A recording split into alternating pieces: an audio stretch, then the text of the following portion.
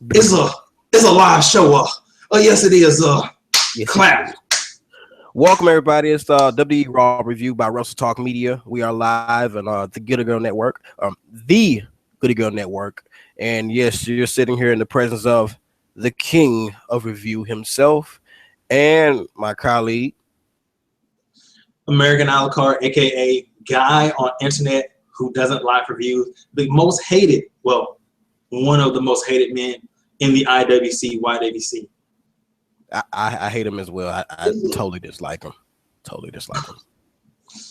But yes, tonight we're reviewing WWE Raw, which was this past Monday, and we have a lot to say about the show. I mean, it's just probably one of the most exciting times to even do a review. You know, it's Tuesday night and everybody's calmed down, and so now we can depict the part and actually break down the show in the best way we know how.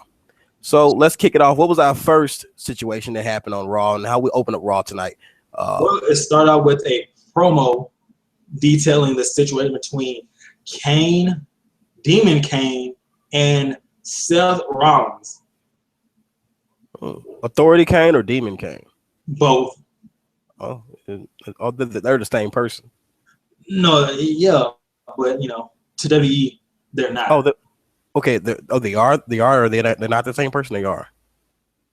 It's Demon Kane. I can't tell. I thought there was a different person. I couldn't tell the difference. But I'll fall back for a second. So what happened within this conflict of interest? Well, they were just basically talking about how it's going to come to a head, or what Kane or what Seth Rollins' next move is going to be. So, as everybody viewed, you see that Seth Rollins and Kane has a lot of turmoil going on right now. Apparently, you know, Seth Rollins is a little ticked off that Kane is back, and he's a little startled by that.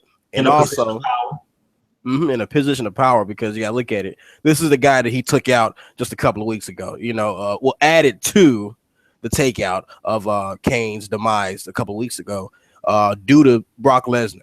And so now he's back, and he's still in that reign of power, which he couldn't have taken him out anyway, because Kane has a ironclad contract in his position as an authority member of power. So with that being said, there's a lot of things going on and persuading that Seth is trying to get Kane out of situation, saying that he's unstable and unfit to do this job. Now, American, how do you feel about Kane not being fit to do his job? I mean, is Kane really even doing a job? If the WWE is trying to put that Kane is doing stuff, they're doing a bad job, because he's just backstage and the matches are already done or whatever. They're like, Kane, put these matches together. I mean, you really don't see that. I mean, he's playing his character well as it's not. I was saying it was like a Vince and Joseph part, but I mean, well, Kane's character is far greater. As a director of operations, I feel like he has a very important duty. I mean, why should he have to do anything else? Maybe he's already had decisions in the majority of it. Maybe he's already called the decisions. I mean, who are we to say? So I think Kane is doing an excellent job as being director of operations. But now we see that Seth is not feeling very well about this. I mean, he's kind of messed up and mad, because it kind of does not favor in his it doesn't favor in his favor, but at the same time it could help Seth Rollins. I mean, if Seth just says, okay, well, cool, if this guy's not tripping, whatever. I mean, hey, there are eye for an eye. You know, Seth did him wrong. Kane did him wrong at Night of Champions. But hey, Seth didn't lose anything. So what is he so mad about? That's my question. I think it's more like Kane is playing mind games with Seth Rollins. He doesn't know what Kane's going to do next or whatever, and he doesn't know when Kane is going to, snap on him or whatever. Because I think they're trying to say like Kane really doesn't get angry or whatever until he puts on the mask. I think, whatever. Well, they're putting some excellent touches to the little hints of Kane almost being Demon Kane and then mad all of a sudden. But then again, he calms down, takes a deep breath, and all of a sudden he's smiley. I think that's an excellent way to kind of allude to and then kind of allure you in thinking it's going on and it's not. And I mean, showing that the two diverse characters in which Kane possesses, Demon Kane and Authority Kane. So it's kind of interesting to see how this unfolds through the night. So as we go on to the next segment. You already know who you know came out. You know, it's your favorite wrestler, Mr. Never Give Up, Hustle, Loyalty, and Booty. John. Hustle, loyalty, respect. I felt like it was very insulting for New Day to come out and say that, but John Cena comes out once again to an overwhelming, warm crowd that is very excited to see John Cena there. I think John Cena, he is an ideal of a great champion right now. He's defending that United States title and going out there and doing it well. I'm very, very excited, especially, to know that, well, who is he facing? Is he facing anybody at Madison Square Garden? I don't think so, but I don't think they're going to leave him off the card. Well, that's a crying shame. I'm saying that the United States Championship has been defended at the most highest process right now when it comes to WWE, like the top priority title, one of the top priority titles in WWE. I think that he should be defended at Madison Square Garden or having some type of highlighted match, because John Cena is the greatest U.S. champion I've seen thus far. And in this particular segment, he comes out, John Cena addresses the crowd, the warm crowd, and lets everybody know, like, hey, I'm the champ and I'm here. And he's also ready to lay out a challenge for the United States Championship title on Raw at that very moment. There's no wait. There's no later on. It's right now he's going to fight. And who answers the call? The New Day. Yep. One thing I want to say about the U.S. challenge, even though it's John Cena, at least it's helping the U.S. title. It's doing something. It's putting up in a kind of a spotlight. But one thing I do think that they need to do with the U.S. title with this open challenge with Cena, somebody needs to eventually beat him on Raw for the title. Because if it just keeps going where he beats everybody for the U.S., on the challenge, and he only loses on pay-per-view, it kind of it takes the shine off the U.S. Open challenge.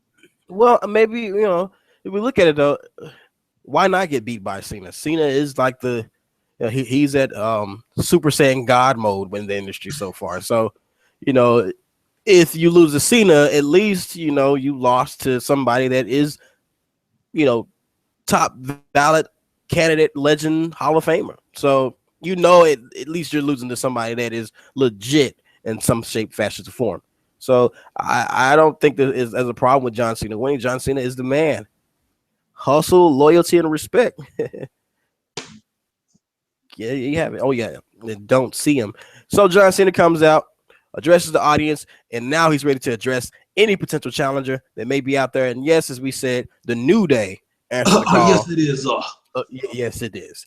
They come out and they address the call, and great shenanigans by New Day. New Day is on point. They're on fire with their jokes, and I like how they bring that. I like how now they bring the high school feel to New Day, where it's like we're the in crowd. We have the inside jokes. You're not in on it, but we're gonna clown you, and we're clowning you. You can't do nothing about it. And it's kind of like their characters are really captivating there. Like they're even though if you follow the trend of New Day, like I would say that they're well overdue as far as their characters, because some of the trends that have happened in the social media world, YouTube and so forth, they're just now bringing to the table. It's not that they're late on them. It's just that they're now finally able to put them to camera. Booty, saying different slanders, slurs, slang, and doing different jokes, planking, all the type of stuff. Now the New Day, they have the camera time and shine. So now they're utilizing some of that internet sensational, trends, and they're bringing it to the forefront, which is good. And they actually captivate that young in crowd feel of like, hey, we're on this joke, we're gonna clown you, and they're doing it and doing it well. But then I noticed it puts a lot of different characters in an awkward situation, because think about it, if it's one guy, it's kind of hard for him to beat up three guys. So you're gonna let them clown you. You're gonna let them keep talking smack. Well, what are you gonna do about it? Or you might mess around and you might stone cold one up them and get a one up on one day, but eventually the New Day is gonna kick your keister or kick your ass. So with John Cena's like, all right, well, hey, after New Day gets done roasting him, giving him a good trouble time, and it just has people rocking in the audience, John Cena says, "Hey, it's time to get serious. It's time to fight." We gotta go with some of the jokes New Day hit. Like, what was one of them? The Dudley boys. They're so disgusting. It's so vile.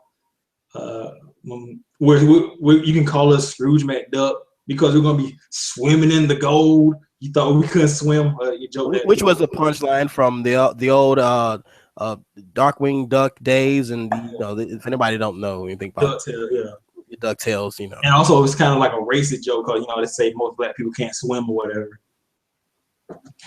Yeah, I don't know if they were going that route with it. I don't know. I don't think they were going for the racist term. I think they were just talking about I don't know, the gold. Maybe. The song New U.S. Champs. New U.S. Champs.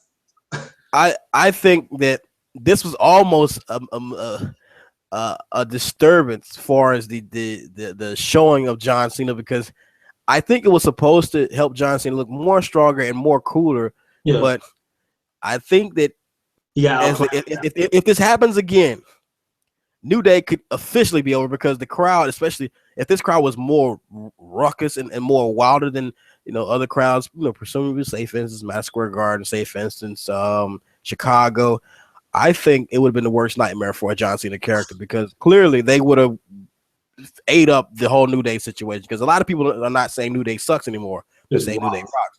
So this could have been a horrible showing for John Cena as far as getting New Day over it, and people not understanding that New Day are actually the heels, or the two dislike faction. So, oh boy, this could have been very interesting. But the chooser of the opponent of the night is none other than who, American? Apollo Creed, Consequences Creed. No, it's Xavier Woods. Xavier Woods, one of the Freebird Tag Team Champions. He steps up and he fights John Cena. And how does this match end in result? Disqualification.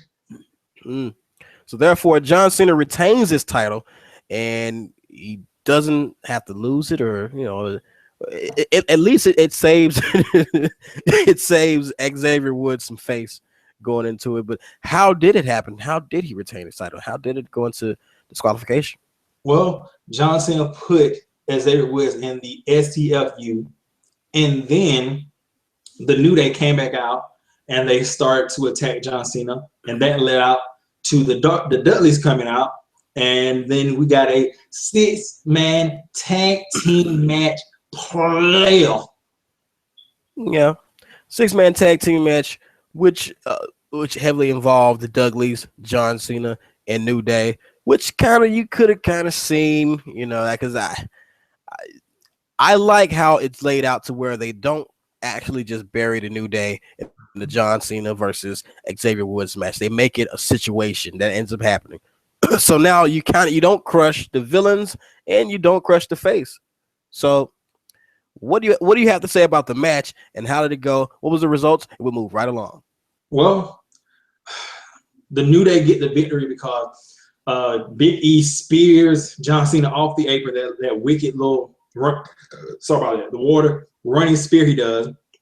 The Dudley set up for 3D on Kofi Kingston, but then Xavier Woods trips up Bubba Ray Dudley, or Bully Ray, and that allows Kofi Kingston to hit Trouble in Paradise on Devon Dudley, getting the pinfall 1, 2, 3, and that's a New Day. Oh yes, it is. Oh.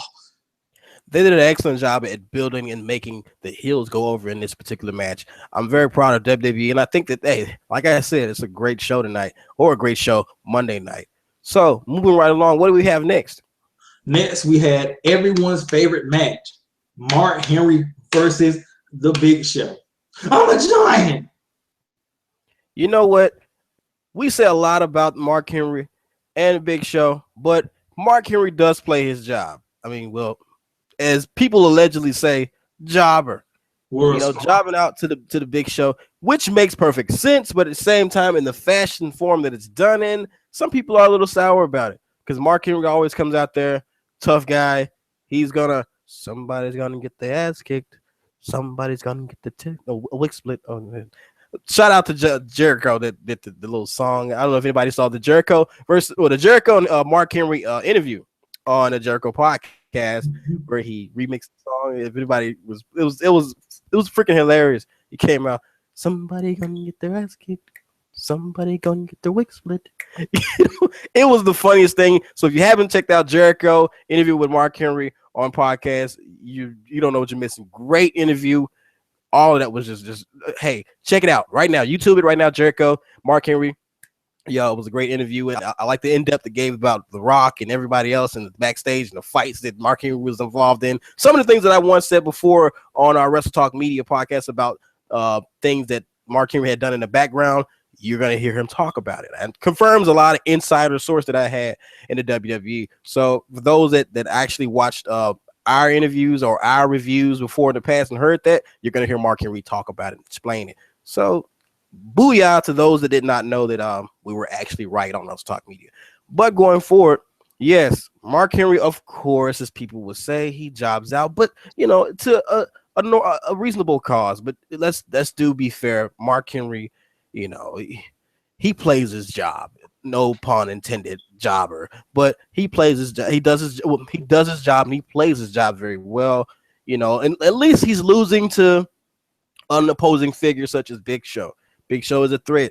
I guess Big Show is pretty much, he's like he's a split personality, or he's bipolar in his wrestling abilities. 1 minute he's weak as a feather, then the 1 minute he's a beastly giant, then the next minute he's a crying baby, and all of that type of stuff. But I guess he knows how to turn on his big man style and crush people, ball head Brody style stuff. So I guess he's able to do that every once in a while. He hawks up, basically. Maybe they should give him a gimmick where he hawks up. Or actually, to be honest, and I'm sorry, America, I gotta cut you off. To be honest, I think that maybe, just maybe, they have the split personality character in the wrong person. Maybe it needs to be on the Big Show. Okay, let's think about it. Explain. Look at it. I think that Kane is clearly in the wrong role. Maybe it should be Big Show as an authority figure. What if Big Show was at that angle to where, let's think about it. Big Show is known for getting his ass kicked a lot by lower opposing characters. Hell, Big Show lost a lot, way many more times than Kane has against Rey Mysterio. Big Show's got beaten by plenty of smaller guys, and I believe, if I'm not mistaken, Miz, Jericho. Hell, he's lost against a lot of big guys. Smaller guys.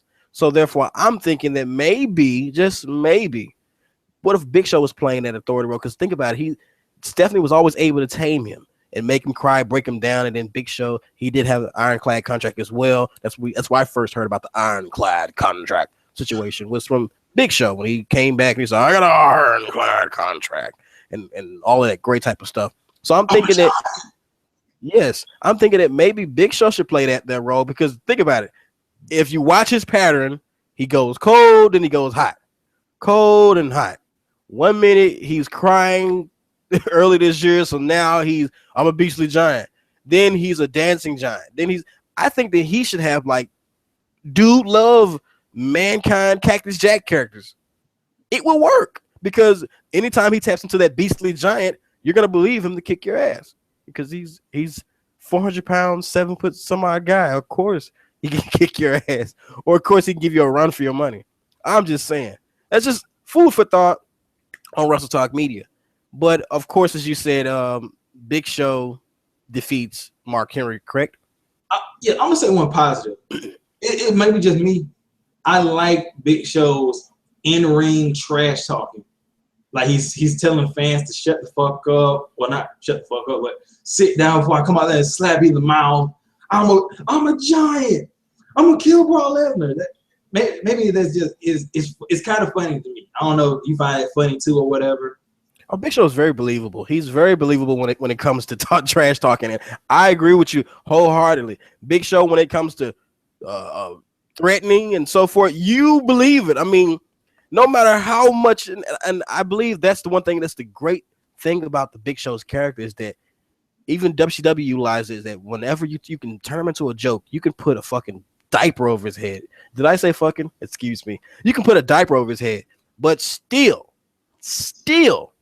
he can come back and be known as a viable threat to where you're like, hey, even though we had this guy dancing around in pink lipstick, let's piss him off, get him angry, and have him come out there, attack somebody, and make a statement. And then he says, hey, you know what? I want to fight for the title. And you can buy him for the title because he's a big monster guy. So that's the benefit of having somebody like that on your roster.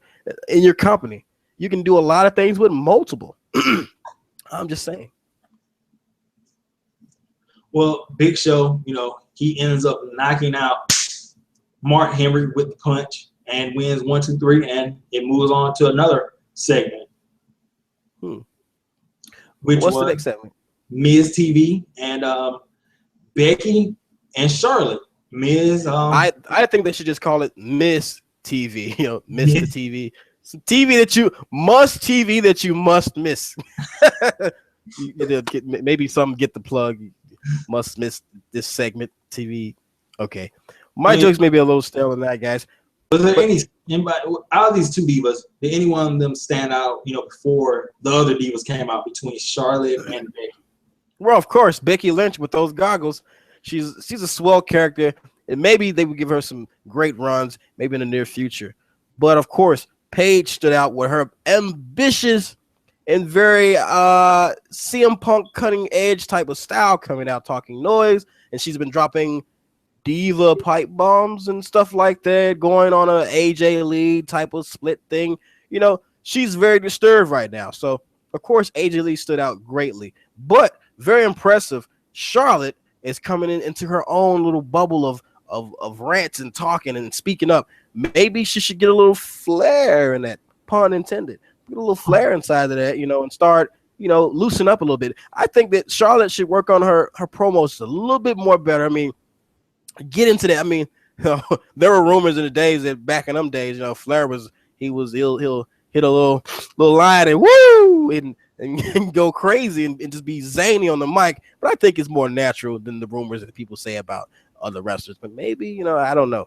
You know, who am I? But I think that Charlotte should tap into that just a little bit, become more wilder, you know, try some experiment. I mean, it's the WWE. You can't really go wrong. You can do the most ridiculous things. Hell, AJ Lee went around tongue swabbing everybody. I mean, everybody. She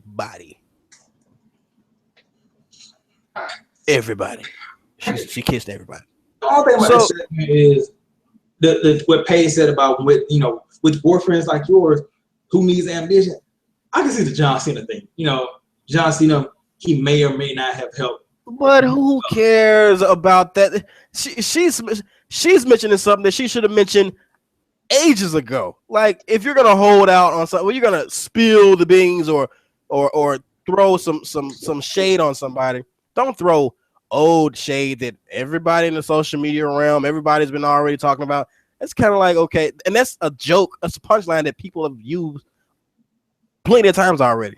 The boyfriend thing, that's been used already. So really, I mean, it doesn't really elevate Paige's character and doesn't really give a damper. So I think this is what they was going with her character, but at the same time, it just really doesn't really just strike as like, oh my gosh, did she just say that? It's kind of like, okay. A lot of people I seen the reactions were kind of like, oh, okay, well, right. And look at that crowd. The crowd wasn't really enthused when she dropped those alleged bombs about, hey, your boyfriends or whatever. No, it's just it registers to the audience, but then again, it's just like not that shocking because this is like kind of like 2 years ago already, you know, and people always threw hints at it and so forth. So, oh well. But the same, Paige still looks good and she's on her P's and Q's and she's viable and believable, and she can be quite irritating at times.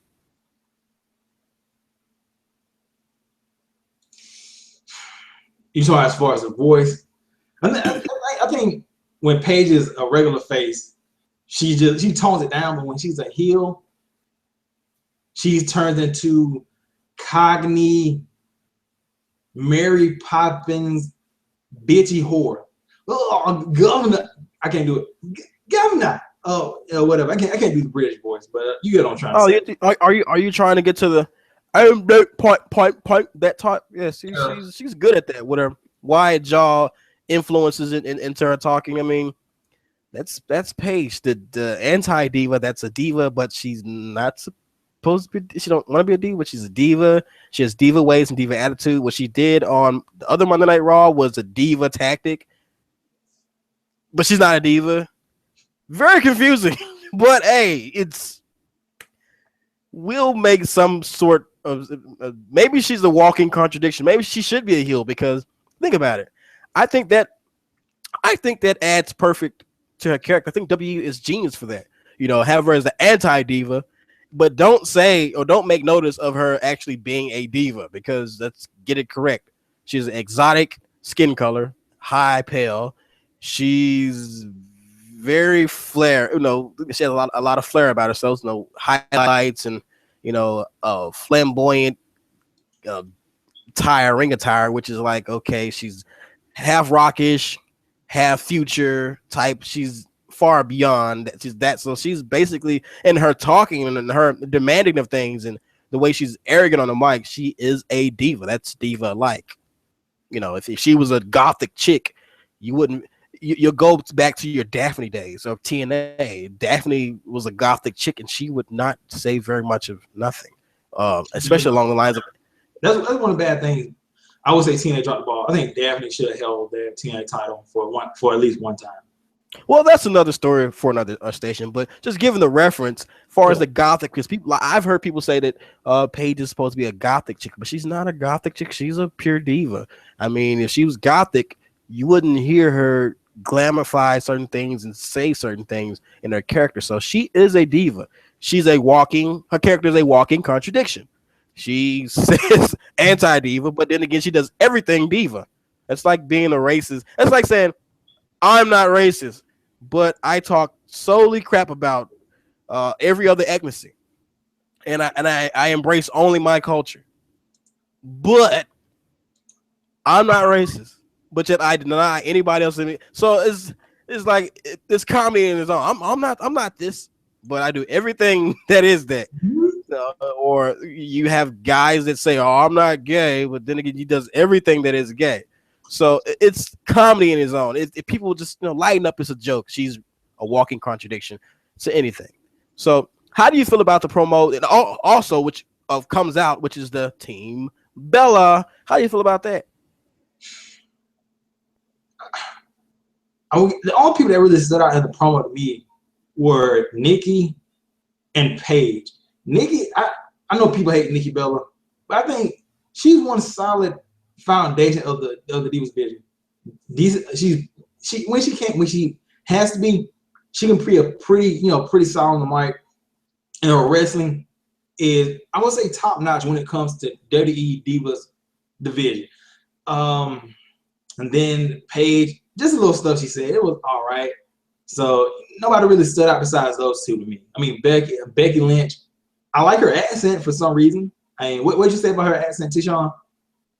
Oh, Becky Lynch is I guess she's more origin towards, I guess if we want to just talk about the accent, she's more origin towards it, but she's very, I guess, creative looking with her look.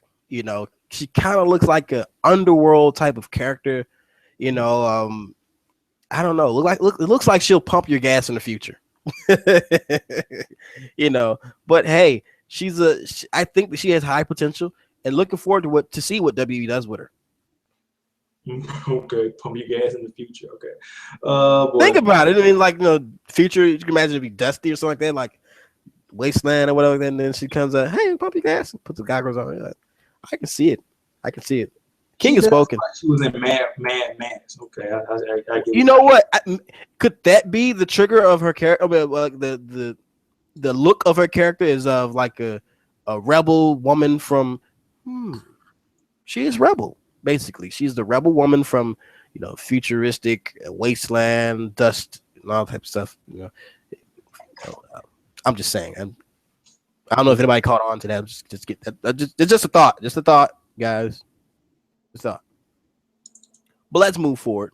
All right, I'm putting these tags in on the thing right here and whatever. Oh, so credit. Yeah. So after they have a match or whatever, Team PCB versus Team Bella, which is kind of weird because Team PCB, Paige, Charlotte, and Becky. I don't know. More? Huh? There's no more. Yes, no more, but they're tag teaming together. And Paige does, what Paige does as a diva. She leaves in the middle of the ring. She leaves because she doesn't get her way. And then Natalia comes out and, why are you doing that, Paige? My finger or whatever. And she tries to get involved in the match or either give support. I didn't know if somebody in a tag team quit, you could just come in and take their spot. I didn't know you could do that, T-Sean. Can you? Maybe I'm not, with WWE rules and regulations. Are you saying can you tag into a match that you don't that you aren't a part of? I mean, well, in a way, we can speak around it, but at the same time, I guess it's just a free bird situation there, or maybe. But in some ways, as I will say, I'm gonna keep it honest. It does kind of show that the Divas division is maybe the match was not that important. So it's like it's a referee's call. It's like, okay, well, I'll admit it. Like a referee allows, or what was that Celebrity Deathmatch MTV days, where he says, I'll allow it. Maybe that was the goal. Would it just say, okay, I'll allow it. This person can go in and like that. It's kind of a throwaway. I guess the match is not that important. So of course, some outlandish things or bizarre things can take place in this particular, or rules or things will be omitted into this match. Maybe that I'm still here off camera. I just went off camera to get some food, whatever. I made some Italian chicken and rice or whatever, but I put too much water in the rice, and if you cook rice, you know what I mean. I think that's a plug for you ladies. He's a man that can cook. Mm-hmm. Anyway, this match, it ends with Paige being a bitch. She drags Natalia off the apron, and then that allows Charlotte to be distracted, which allows Nikki Bella to hit the rack attack. No, the rack attack isn't the move that John Cena, where he puts his peanut in between her titties. No, that's the move where she puts another girl on her shoulders and does like a backbreaker or whatever. Anyway, Nikki trying to hit the rack attack.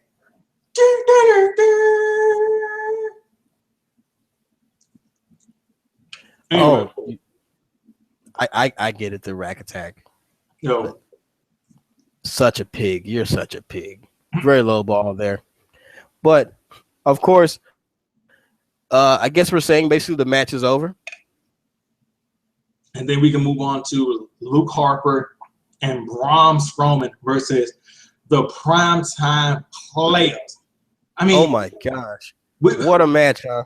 These guys, the massive behemoths, and Derek Young. But at the same, it was a nice, as plenty of people would say, maybe a jobber match. It kind of puts a damper on Primetime Players being the viable contenders for the titles, which they actually noted towards. Which is Dudley.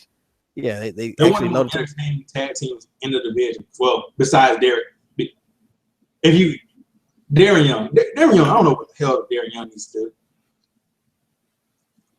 So what are you saying exactly? It's not like he dragged down Titus O'Neil because he has no personality. Okay.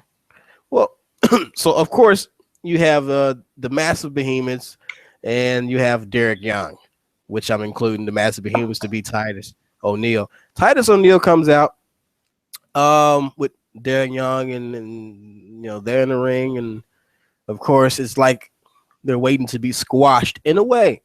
But it was kind of a hard match to kind of pull off. The reason why I'm saying this is because I didn't really buy Titus as a cruiserweight. For those that don't know what I'm saying, I'm alluding to is that Bram picking him up and bear hugging him like he's Rey Mysterio, it didn't look legit. The reason why I'm saying this is because, heck, if you look at Titus looked pretty damn big, and he looked like he could probably bench press Bram.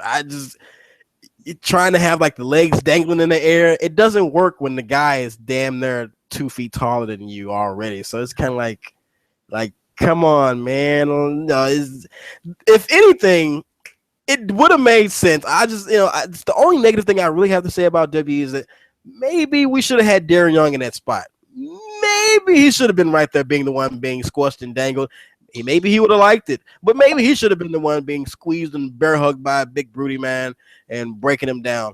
Because Titus, you're kind of like Titus. You do know you can stand up and like suplex this guy to hell. You can do that, or you can do something bad to him. I didn't get that. I didn't get that, WB. I didn't understand that particular. I mean, and when you watch this particular match, it's a good match, I will say, good match on WWE's part, but at the same time, it's also a clear showing of that Titus is being held back. Many people have made this complaint several times, but I feel this very deeply now that if you look at this whole layout, Primetime to me has not been entertaining that well. No, it's been like a major holdback. I think that we have our reasons to believe that the reason why Darren Young is put back with Titus and why they're playing this out again, we have our reasons to believe. I think I get it, but I think that the reason that I have, the behind the scenes reason that I have about this, maybe it's being, it's overdue. Maybe it's done. Maybe I think that the damage is done. It's time to go ahead and let Titus blossom because he needs to be. I can see Titus as World Heavyweight Championship material. The guy has mic skills. The guy has a flair about himself. The guy looks believable. You can legitimately see this guy punching John Cena in the mouth and knocking his lights out. You can legitimately see this guy snapping Seth Rollins' neck. This guy is a fucking beast. He's a vicious guy. He's quick. He's agile. He's fast. And he's charisma. Yes, and he's strong as hell. So why is Titus being held back? I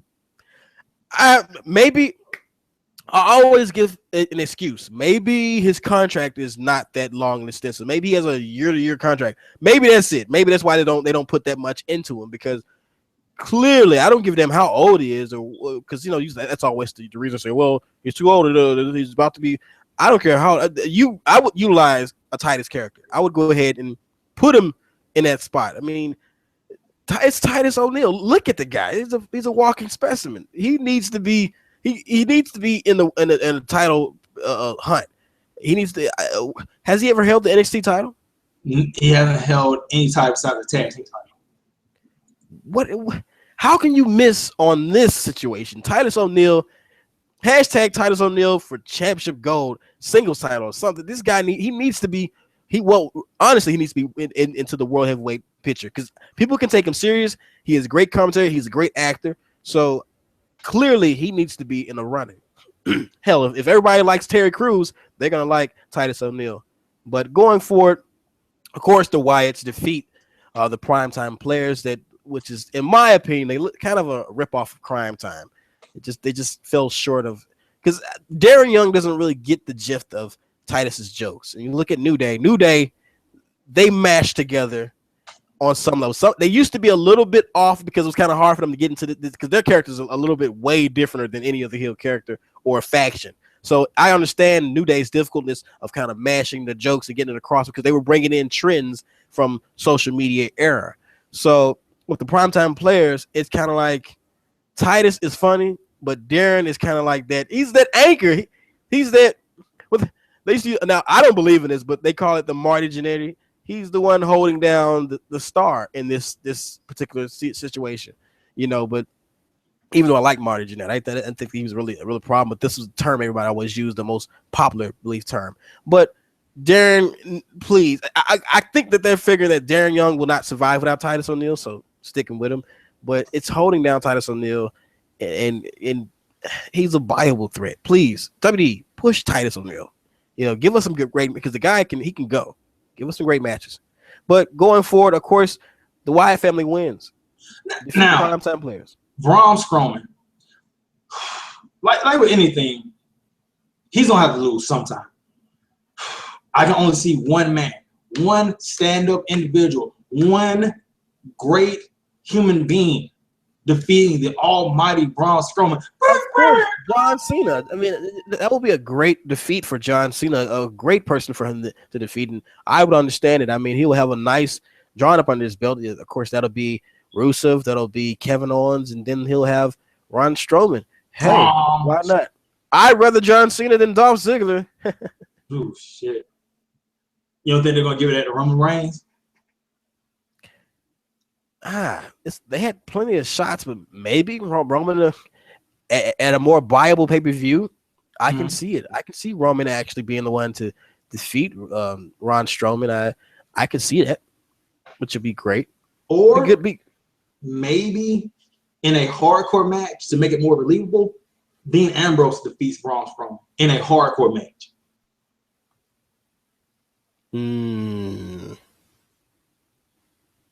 Still a little bit too out there that happens. But hey, it's WWE. Anything can happen. Rey Mysterio can beat him. Oh yeah, I know that definitely would happen.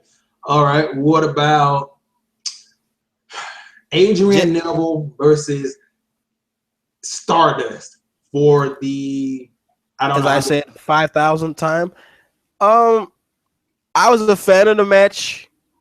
I'd say months ago, but considering that it happens every month now, well, every I would say every month now. I'll say because it's going on at least every month. You're gonna get at least 3 Stardust, Adrian Neville run-ins matches. It's like you have to get your daily dosage of a Adrian Neville Stardust match. You can't go at least a week of Raw without that particular match. So, with that being said, whether it's on SmackDown or Raw, you're going to see an Adrian Neville Stardust feud match, something like that. We've been constantly getting that. And big ups to WWE for putting this feud together. It was cool at one point, but then again, now it's kind of, yeah, I get it. But considering now to my belief of this match, it was regular Stardust Adrian Neville match, oh well. Cool, but it was just nothing different. And then you bring out Wade Barrett, who comes out eventually to interfere. Another king.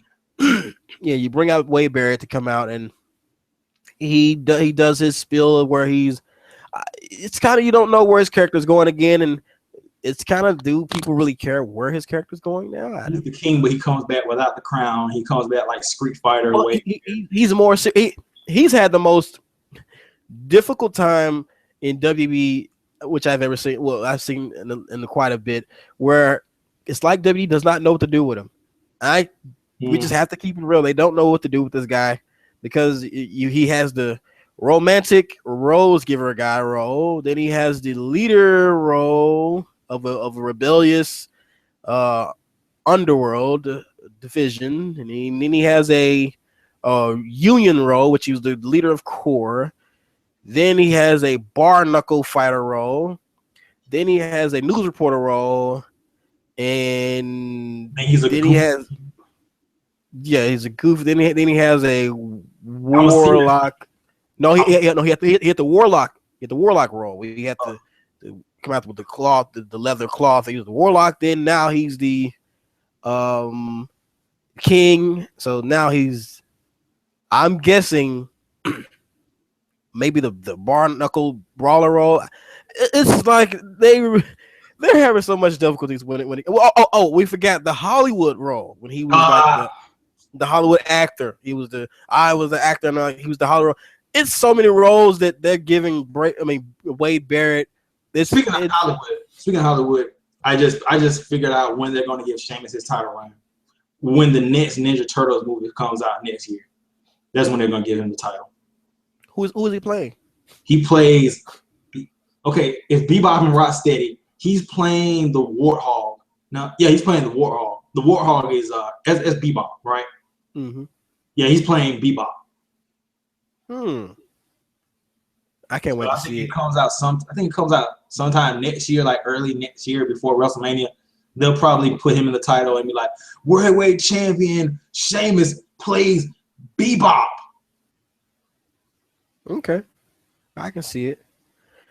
But yes, going back towards the the discussion, and Wade Barrett has taken on many different, I guess, versions of himself, and it's not one that's just heavily noted because people, they don't really make note of his character runs or like that, but it's just kind of like WWE maybe don't know what they want to do with him. Or clearly, great talent, great speaker. I can see him in another brand, another company. I can see him doing excellent. Maybe in such as brands such as Ring of Honor, such as New Japan. I know they have a field day with him. TNA, I can see him doing very well in other companies, as far as them knowing the direction where they want to push him. But if you look at it, WWE has several guys that are buying in for his likeliness, that have that already. So it's kind of like we don't want to let him go, but we don't want him to be the top of somebody else's brand. Maybe that's what it is, because Wade Barrett is clearly talented. Clearly, mic skills, believability, but clearly there's an opening for him in TNA because they no longer have the Magnus character. So bringing in a Wade Barrett along that, but then again, it would work because Drew McIntyre is not Wade Barrettish, and Bram is not Wade Barrettish. So Wade Barrett is more his the best character I've seen him have is the more clever England man, a British man that basically can knock you out and or hurt you real bad. So they don't really have that because of course Desmond Wolfe was gone, so they don't have that character no more. Desmond Wolfe nor Magnus is there, so I think that there's a void that could be filled by a character like Wade Barrett. But in Ring of Honor, I would love to see Wade Barrett in Ring of Honor because clearly he would tower over a lot of the guys, and he'd be like, but that would be great. I can see the fuse between him and Jay Lethal. That would be freaking great. But don't bring him in as a face. Let him be the ruler. Let him king over everybody. Let him, because then that means they have to bring in somebody to create a massive feud with him, which would be great. So I can see Wade Barrett doing an amazing venture for Ring of Honor. So that I kind of see why WWE, because you would say since his character doesn't really go very far in WWE, far as he does his temporary job for whatever character or persona he's putting on, but I can see why they're holding on to him because he is a freaking monster of a talent. That's no lie. So letting him go would be a big mistake. Keep signing him on the European tours, whatever. He gets a huge pop in Europe. So I understand that. But going forward, Wade Barrett interferes in the match. The match is over with. And now you have Wade Barrett towering over Adrian Neville and Stardust. I guess hinting good bull hammers though. Yes, hinting that maybe there's going to be a three-way match or whatnot like that. So I guess just sit back and watch it. But I don't like it because therefore Stardust can be such a great character. If really just thought about it, especially a face run or a beat down vengeful Stardust, I think would be awesome. Let Stardust be a vengeful character. Face run, vengeful character. I think that'll be awesome. Freaking awesome. So I don't like seeing him in this particular Raw. I guess his character's paying his dues, and they're just giving him some more depth. Like years though. So going forward, what do we have next coming up? We had the segment with Kane, Authority Kane, and Seth Rollins with the job evaluator Ashley. So this whole thing for the whole entire night, the Authority put Ashley with Kane to evaluate his job, and Kane had been throwing out these subtle hints to Seth Rollins, talking about they're basically kind of like under his breath threatening Seth Rollins, going to a landfill and digging up Seth Rollins' old statue with just the head. And then again, the ring, Ashley says, Kane's capable of doing his job or whatever. And then Seth Rollins comes out, he's angry and stuff like that. Then he's like pushing Kane with the belt. He drops the belt. Kane goes to nice guy, pick up the belt, which allows Seth Rollins to pedigree Kane. And then he starts wailing on Kane with a steel chair. And he breaks or injures Kane's injured leg or whatever, ankle. And then Kane gets shipped off into a emergency ambulance. Ambulance, or that's a difficult word because I got something. Ambulance or whatever. Emergency vehicle. Ambulance. Yeah. And then Seth Rollins, he's on the mic. I'm the best. Whoever you, if you mess with me, whatever, blah blah blah. The thing stops, and Red Mist peers out of the van, and out pops Demon Kane, who has a leg injury. But Demon Kane, he uses his demon power to just stop and get his leg, healed, and goes to the ring. I have to say, okay, clearly, this was an awesome angle in which they have been so methodically, so patiently, so elegantly building towards these two guys, and then bringing in the actual, evaluation of human resources into the picture made this whole night just that laughable and comedic. And the way that they captured that and having this young lady around and evaluating the whole situation was just Osmo radical. I thought it was an awesome situation, and where they show the unveiling of the split personality, it's like the superpower or evil demon power of Kane, where he's this, he's that, and then eventually the human resources, as they're in the ring, she turns on Seth Rollins and and kind of like, what, you're the jerk, and this guy is cool and you're not, which sends Seth Rollins into a frenzy of just, he's hysterical, like, what do you mean? And he's livid about the whole situation. Goes into all of a sudden now you have Kane.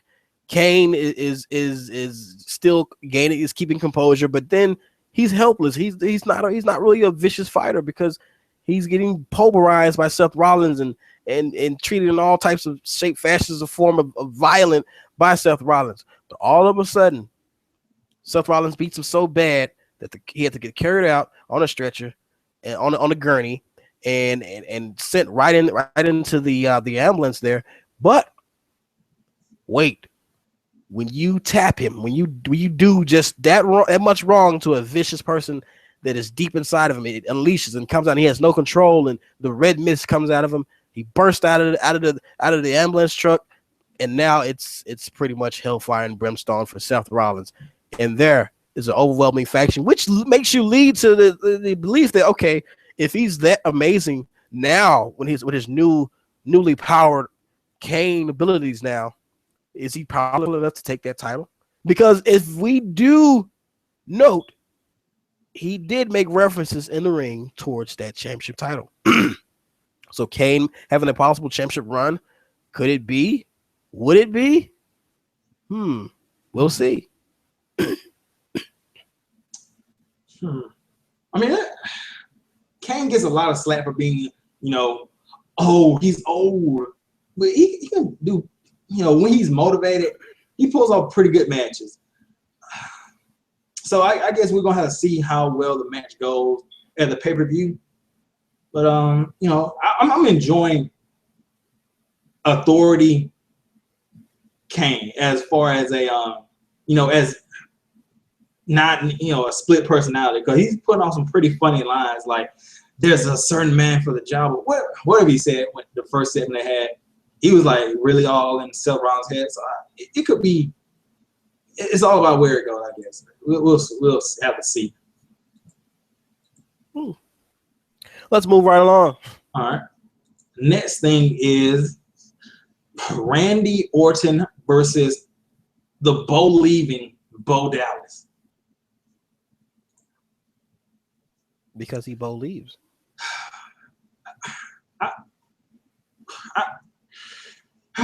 Randy Orton, look, that was a good set, but did he really have to do this to Bo Dallas? I mean, well, who doesn't? What are you referencing towards? The way he pretty much made Bo Dallas look like a complete jackass in this match,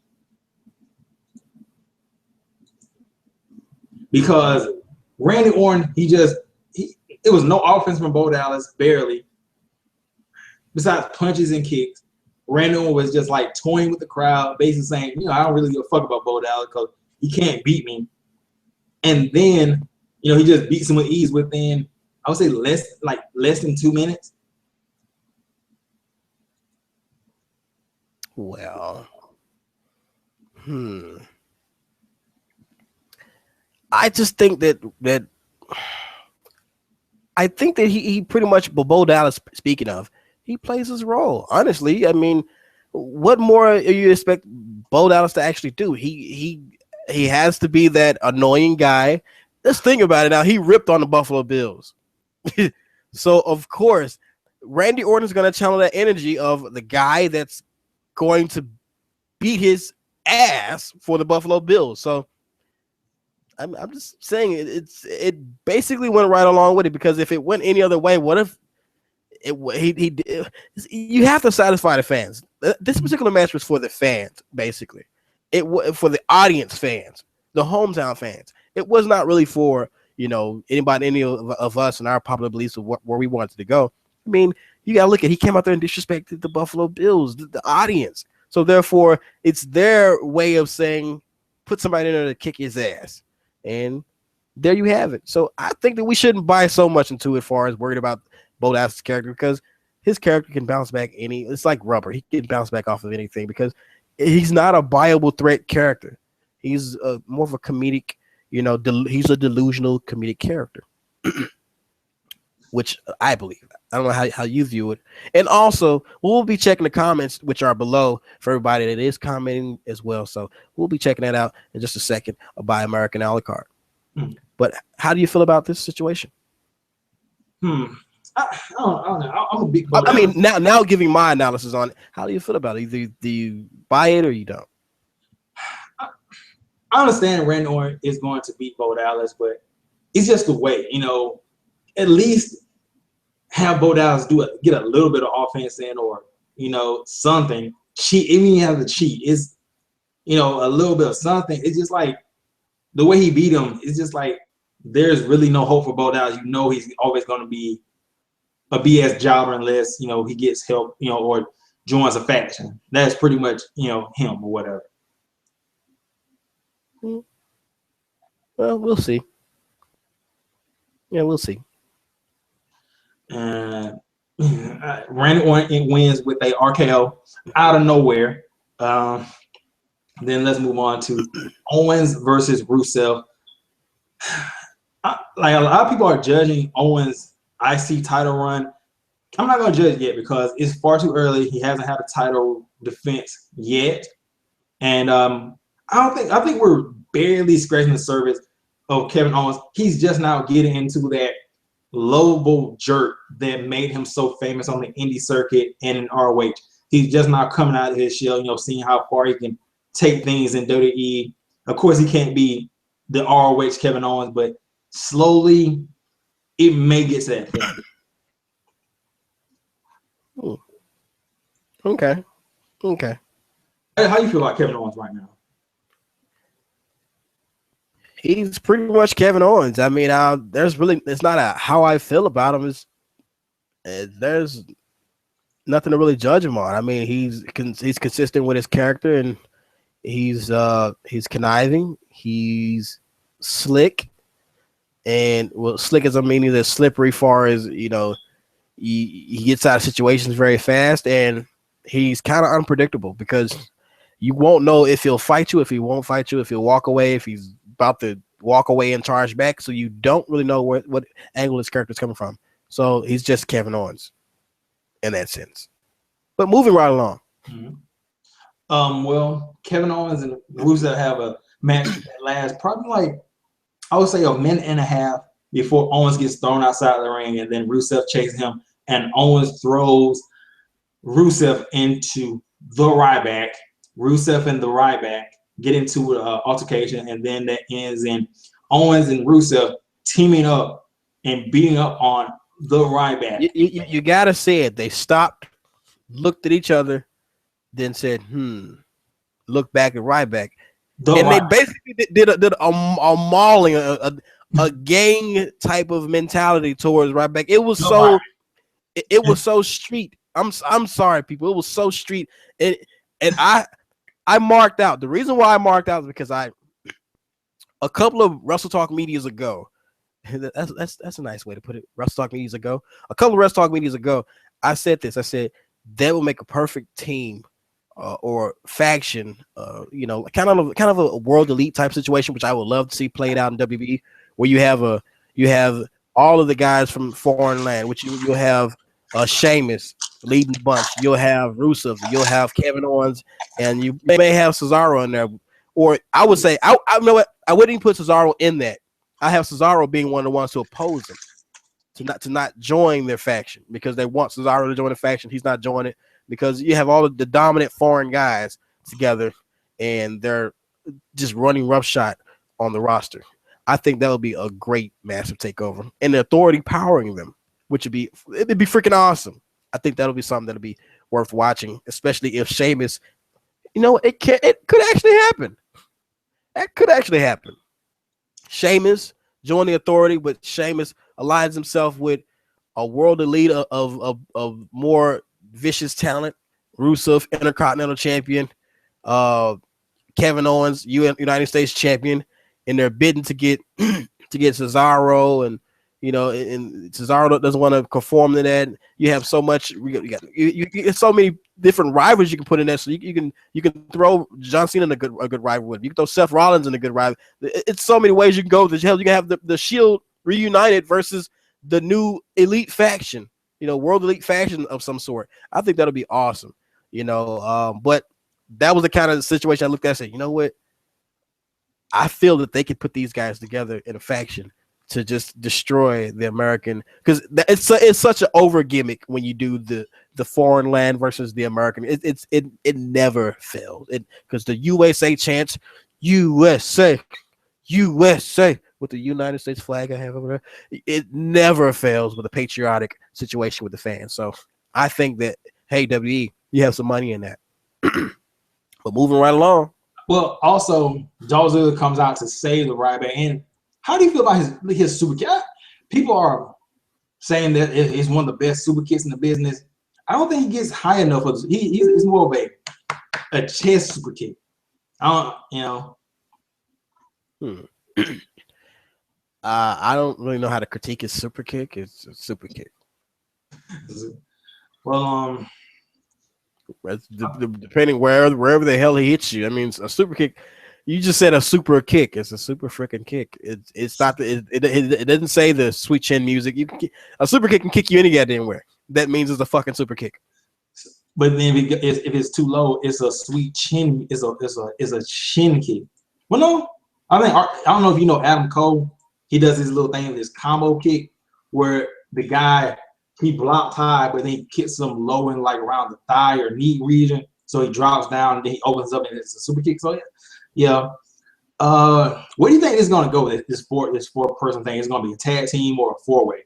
Well, as I alluded to earlier, the behind the scene conference that we had, yes, like I said, the four-way. I mean, because you have to look at the situation of where they're clearly undermining Ziggler, who's a top contender, probably a legend maker in the past 4 years with the Intercontinental Championship title.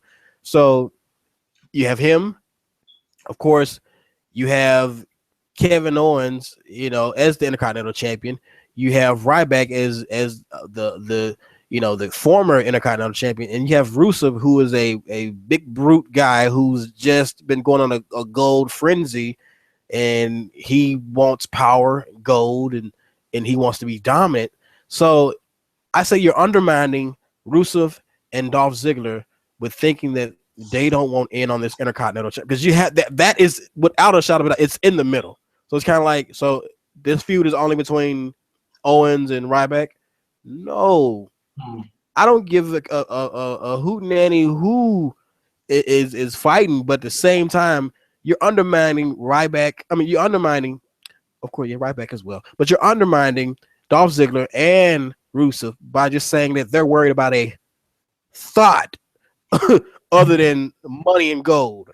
I mean, they're worried about two, as the W is putting them, two bimbos, two chicks that they can pick up any damn where.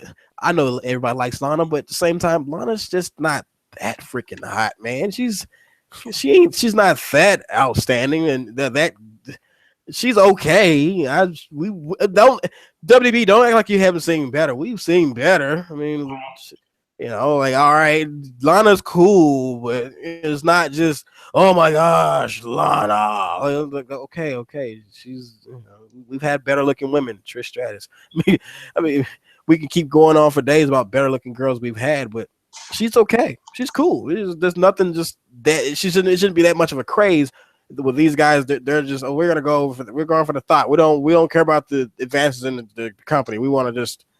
We're gonna end our careers on just fighting over two women. Like, no, you know. So you have a top Intercontinental Champion division contender in Dolph Ziggler, and you have a top contender in the gold, which is Rusev, and they're mixed in they're constantly being partnered up with Ryback and Kevin Owens. And you mean to tell me you won't put together a fatal four-way? I'm just saying. Fatal four-way. I see it.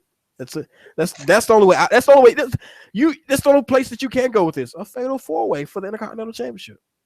It can't be a tag team match because it would. I'm gonna say this. I'm gonna say this real quick, and I'm gonna shut up for a second. Mm-hmm. Is that they're clearly trying to continue to have Ryback over. They're clearly. I mean, you have I think last week or was that SmackDown where Ryback was really getting a major was getting a major pop, but it's mixed in different areas where Kevin Owens will be over, people will be Kevin Owens, but then be Ryback. So you clearly want to kind of bag him up a little bit. So put him in a fatal four-way so that way you don't belittle Ryback's character, just in case you don't know what kind of crowd you may have. It may be a little biased. So you want to continue to build Ryback's character as a viable face, a good face, a meaningful face. So I would put this in a fatal four-way so where all the heat is not on Ryback or just on Kevin Owens. So fatal four-way, that's the best way to put it. I do want to see, I don't know, for some reason, I just want to see a Ryback Ziggler tag team. I feel like those two have amazing chemistry, and they've tag teamed before as faces and heels. I think it would be that's where the fatal four-way comes in. Fatal four-way comes in to the point where you have a situation of they've been tag team last year, but they have a situation of where you can make it very viable for either Ryback or Kevin Owens to win. Kevin Owens can legitimately lose it in a fatal four-way to where it was shenanigans going on, or Ryback can legitimately not get the title back by shenanigans being going on, and you can then have Kevin Owens go forward, and Kevin Owens does some type of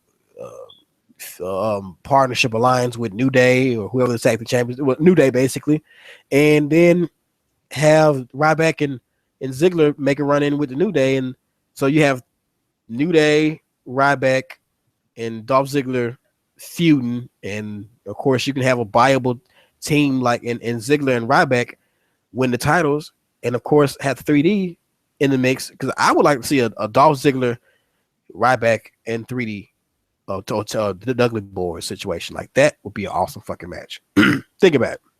Feed me more. The charismatic Dolph Ziggler versus the Dudley Boys in a fucking TLC match. Oh, shit. Are you freaking kidding me? That's if that's not money, that's money. And have, of course, New Day doing their shenanigans around the ring. Oh, come on, man. I'm ready to see somebody get meat hooked through a table. I mean, there's so much you can do with that feud. Now, that's how I would usher your guys Ryback and Ziggler off in the four-way.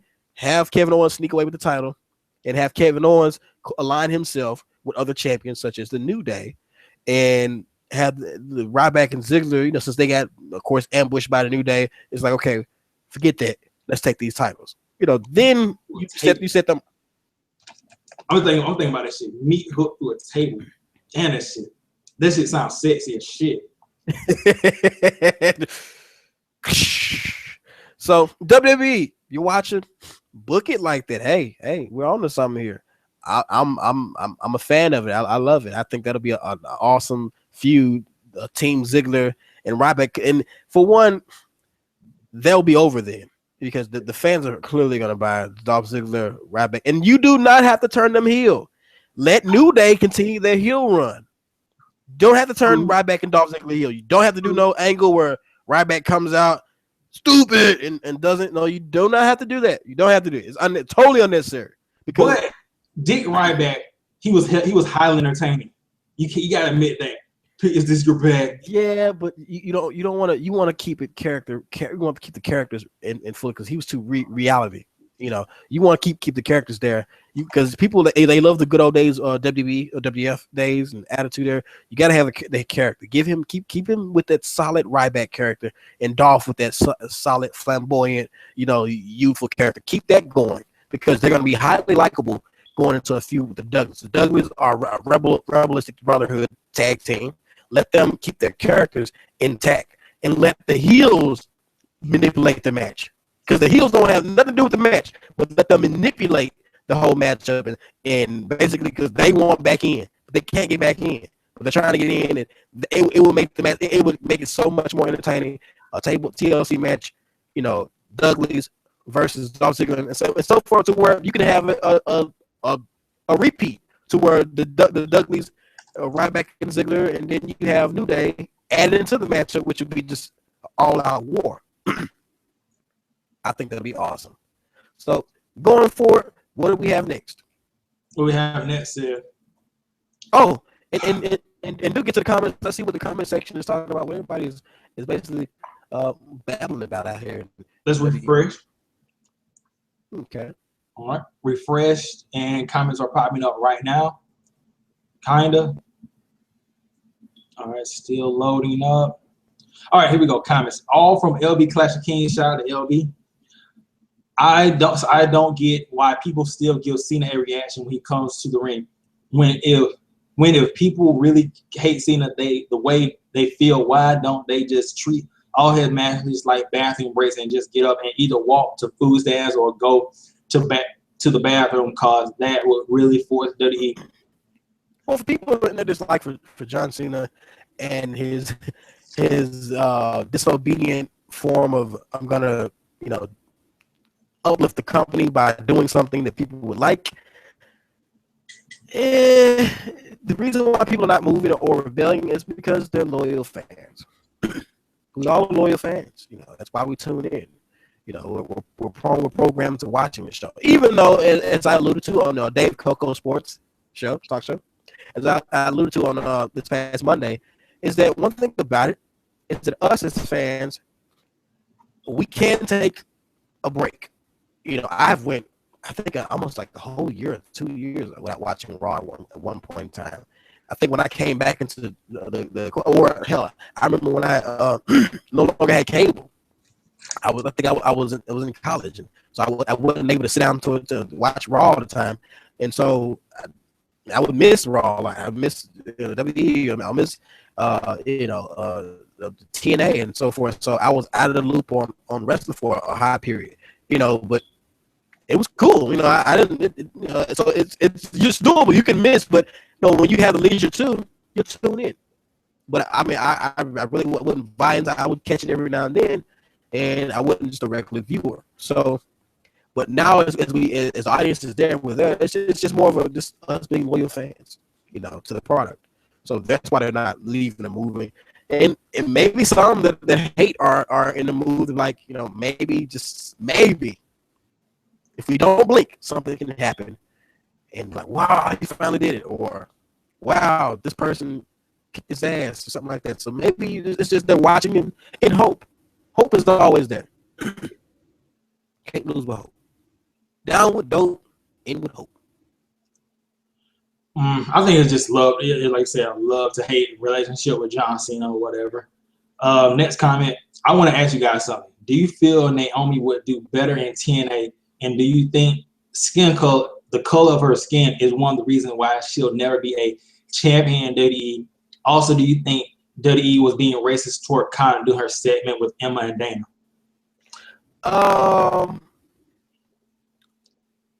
The first comment, yes, clearly, she should be awesome in TNA. Clearly, that's a no-brainer.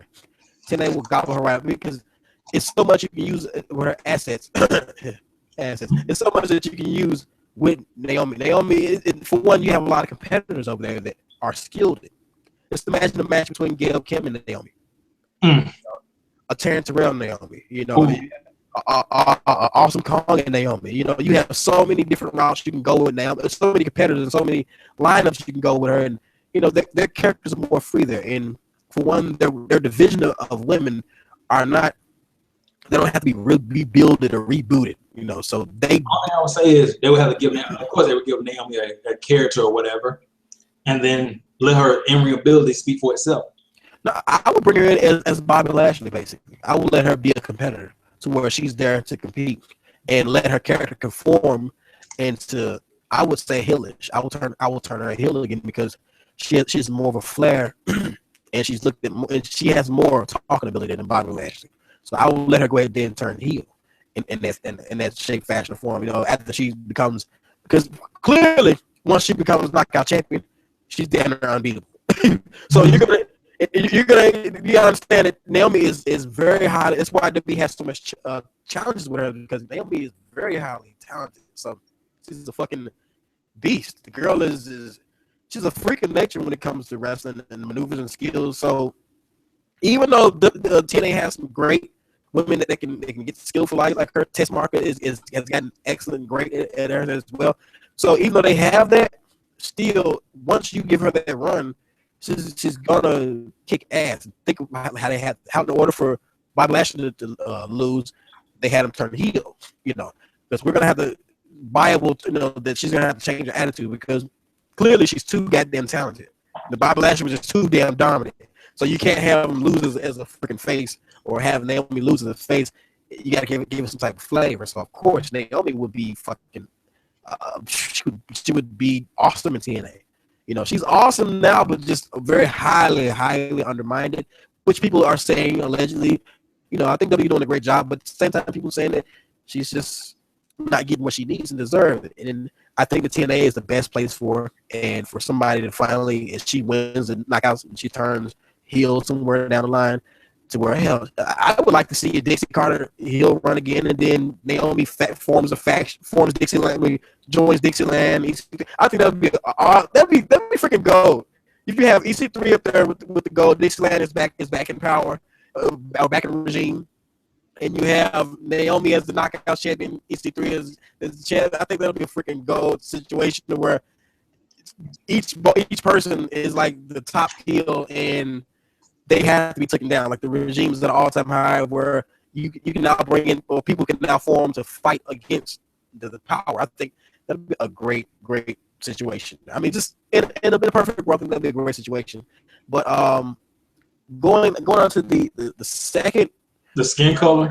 Yeah, skin color. That's no secret though. That's no secret. Well, it's the misunderstanding of times, maybe with the WWE. They're thinking that sales don't go well with a certain skin color because people are not buying into this and not buying into that.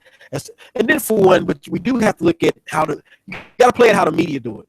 The media is mainly doing a lot of racial situations. You know, the media is doing a job of their daily racial spills. They have to make, you know, like Black Lives Matter, and then now black people are at all-time tension, and whites, you know, now they're more secretly racist than ever, and you know, because it's always hidden racism. Look at the trend, Hogan.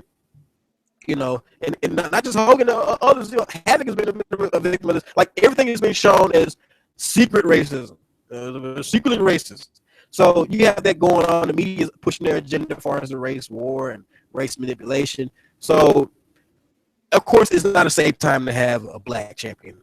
You know, of course, it's not a safe time because it would be highly undermined. You know, by the people. You know, they kind of look over it and won't buy into it. You know, they won't be able to get its appreciation.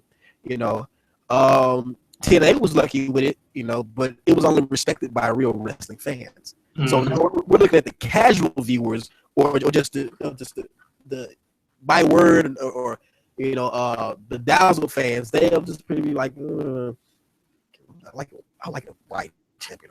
I feel comfortable with that.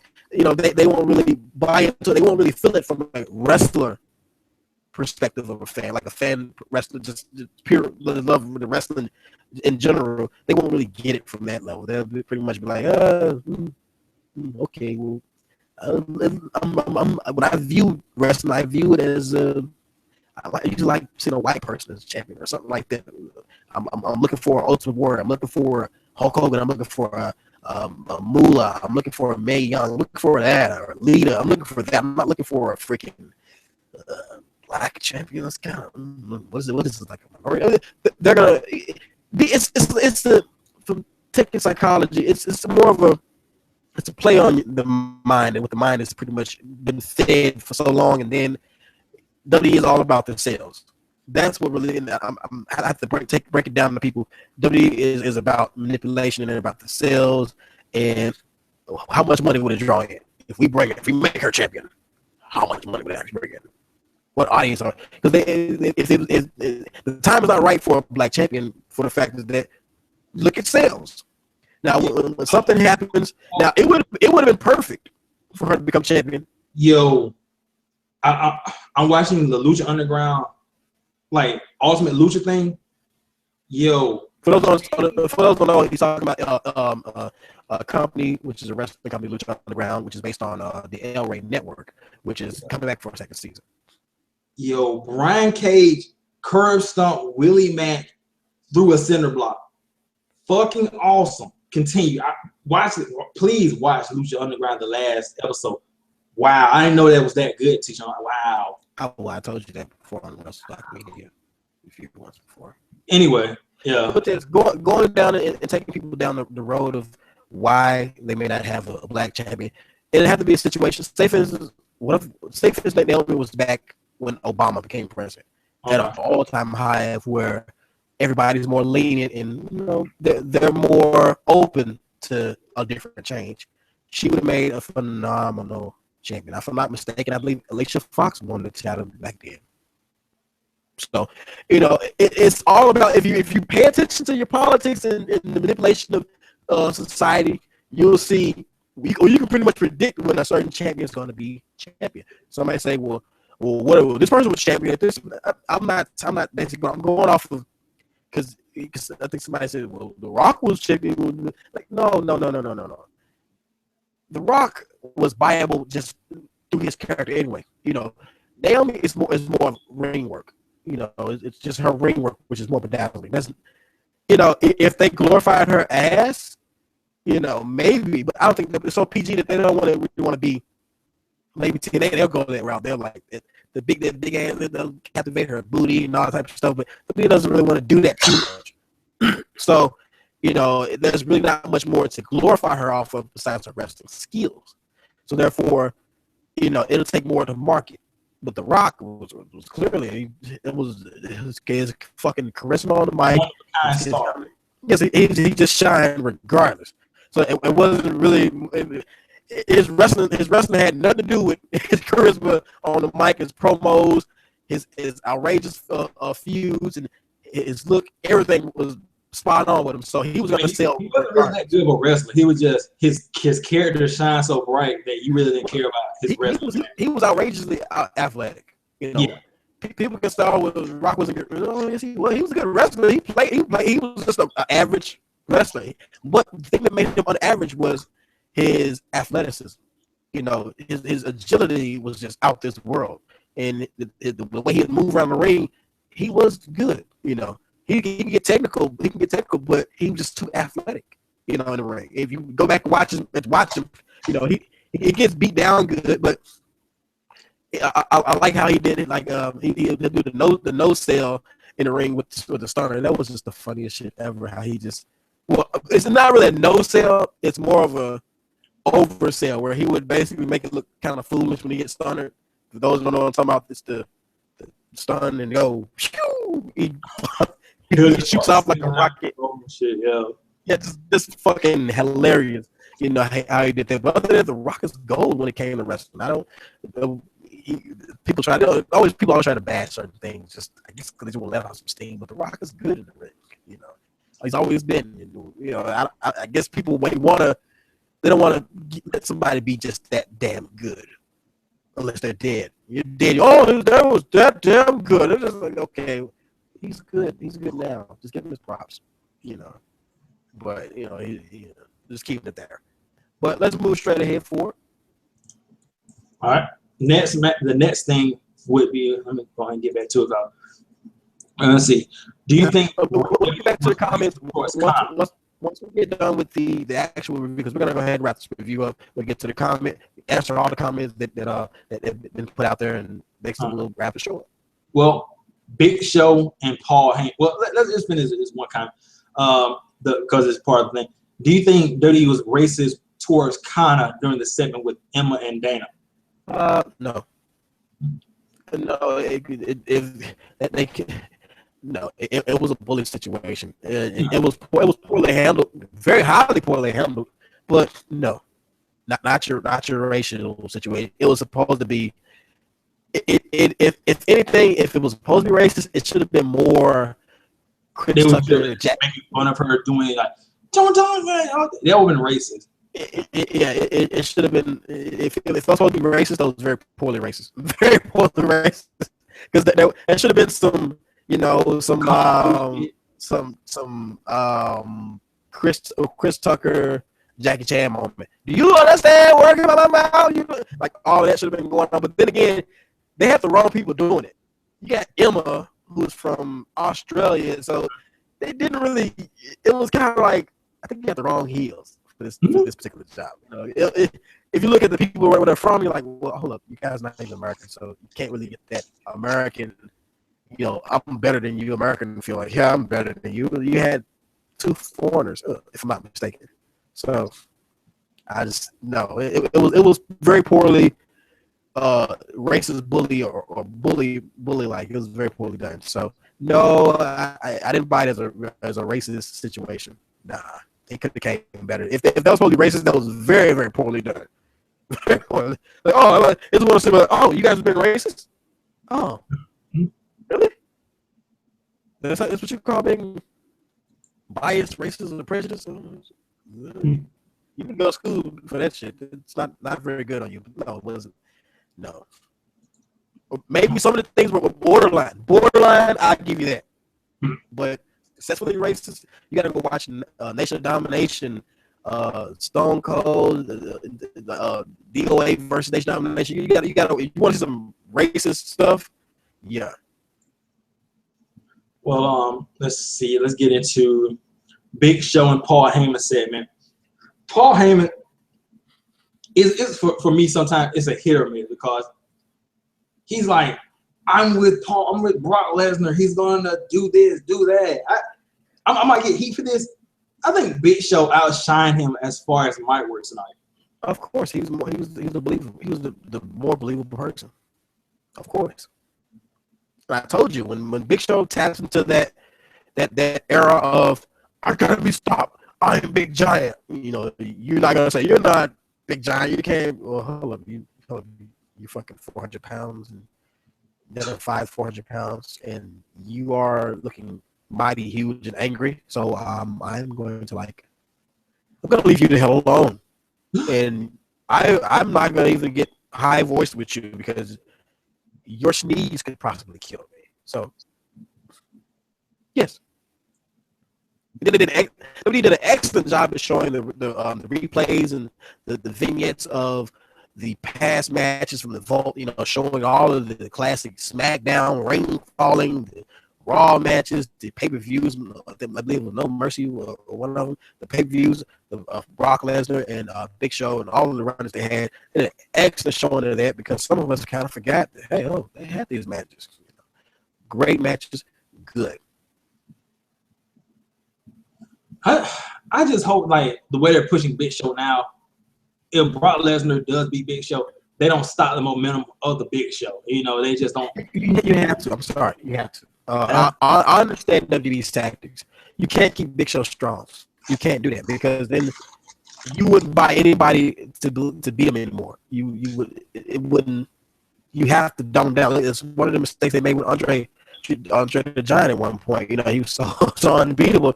You had to have some kind of kick in his armor. If he's just too unbeatable, you really won't believe nobody to beat him. You're like, okay, well, he's on the roll.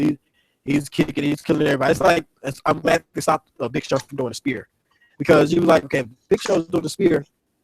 There's no way nobody's getting back up. So no matter how delusional they can make and manipulate your mind and thinking, you're not gonna believe that no one's gonna get up from a Big Show spear. Let him legitimately spear you. There's no way you should get up. John Cena, my ass, you ain't getting up. Take a nap. Take my crown off. Take a nap because your ass is through.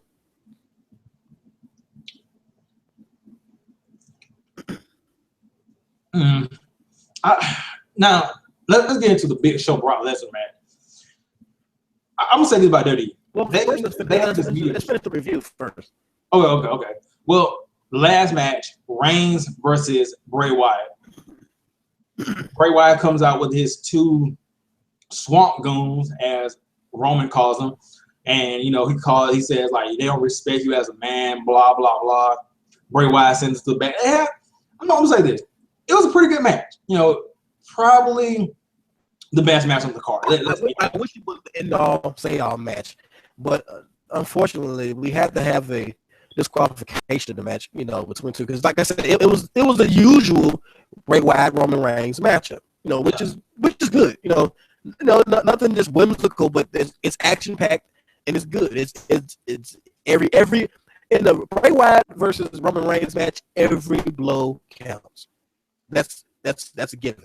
Every blow, every punch, every super kick he does, every super punch, every Abigail, every DDT that Bray Wyatt does, everything from even to the backflips, everything counts. So their matches are always good, because everything, every punch, every thump, every scream, it counts in their matches. It's just that this one, it was a shame because I feel like it should have been the end-all, say-all. It should have been their final send-off as far as them feuding, against each other, because it's like, well, they tore the house down. And I'm like, okay, well, I guess they're saving another matchup for them, which is kind of like, but because you don't get none of that. Well, honestly, you don't get anything out of them. They're rival right now. Nobody has gold. There's nothing at stake. So what are we actually getting? A war, but what is the war resolving? What is the gain out of the war? Is somebody coming over to the Wyatt family? Are they controlling somebody? There's nothing. That's the biggest problem with their feud right now. For what? They're fighting. That's the fight. USA versus another country. You're at a war. City versus over 5,000 troops. Let's go. But what are we fighting for? We're just going to war. That's when you think about it, because that's why people always usually use the term, say it, undermining or whatever like that. But it's all in our intelligence. These guys are feud to fight. They love to fight. But Bray Wyatt is not that kind of character. His character is, he's going after you for a reason. He's trying to take your soul. He's trying to take something from you. Trying to take your smile. What is he actually after now? Nothing. If you look at the feud, they forgot about what Bray Wyatt was after. Whoever's writing the script, they totally freaking, and I know everybody that watches the reviews will agree with me, they totally forgot. Oh, snap. What was Bray Wyatt after again? First, go back. I think he was supposed to be like stopping Roman Reigns from becoming champion, but then along the way it got lost. That he was trying to show Roman Reigns that they're this and they're that, but now it's like, okay, hold up, you forgot what you were doing. You forgot. So clearly, they've forgotten the storyline. What's the whole purpose? That's what's that. If you know, I'm sorry to point it out to people, but when you think about it, 'cause a lot of people are like, you know what, they're right. They totally forget what Bray Wyatt was actually doing. What is he doing now? Like, that's not his character that he's portraying now. What against Roman is, that's not his character. Like, what's the gain out of this? When Bray Wyatt or Roman Reigns wins, what do we get? Besides into a feud, that's basically all it is. Like, we don't have very much of nothing. It's just okay. It's just a match. So, what next? The number of contenders there, because if this is a war, then it's just They might as well just call it an X. They might as well call it a best of series. That's what they should have. That's what they should have did. Honestly, what they should have did was said, you know what? Alluding to also the Adrian Neville versus Stardust, it should have been just a best of series match. That's what they should have did. So it would have led to something, you know, or say for instance, it would have led to the disband. Roman should be fighting to disband the Wyatts forever, or something like that, or something. I know you. I don't want to see the Wyatts disband either, but at the same time, give us something for this particular war, because right now they say they're in the war, but what is the war? Anybody answer? Matter of fact, comment below. Tell me, what is the actual war that they are in? What do you get out of this war? Okay, the destruction of one, but that's so cliche. The Things that make you go, Yeah, let's say, what are they fighting for again? But they don't like each other. Okay, well, Roman doesn't like Miz. Is he destructing him? Is he beating him down to a bloody pulp? Bray Wyatt doesn't like Undertaker, everybody. So, you know, it's something you have to think about. But of course, we get a double count out. But they tear the house down. Roman spears Bray Wyatt through the table, and there you have it. Both wrestlers are decapitated on the floor, and they cannot get up, compete. The crowd is in freaking awe. So the end of that, and there we have it. We're home now. I mean, we were as positive as we could be on this review, you know. And I'm gonna say this keep that noted and keep that for a deeper conversation. But I mean, just keep things on a brighter light. All in all, like I said, great show. Good showing. WWE, keep doing good jobs. Keep it going every Monday Night Raw. Keep great viewership for all of us. And we'll love you back. And you want to go into the comments, or you just want to? Let's go ahead and go to the comments. All right, let's go. All right. How about we call Bully Ray Cena Ray for kissing Cena's ass to get his job back in WWE? Wow. That's mean.